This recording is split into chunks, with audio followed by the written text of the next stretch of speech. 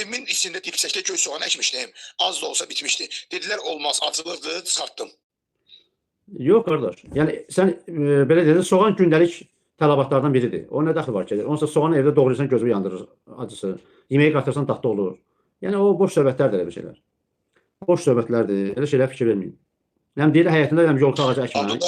Deyir həyətində yolka əkmək, yolkanın düşməsi var. Nə bilim bədbəxtlik gətirir, nə bilim eləyir. Hamısı o cəfəngahdır. Yəni ümumiyyətlə dinimizdə Abdullah Abu Zeyd Aha, buyur, necə?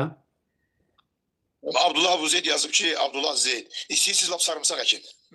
Hə, bəli, yəni fərqi yoxdur. Yəni o şeylər heç bir şey təsir eləmir. Peyğəmbər sallallahu əleyhi və səlləm bizə öyrədib ki, düşər-düşməzdən qorxmaq lazım deyil.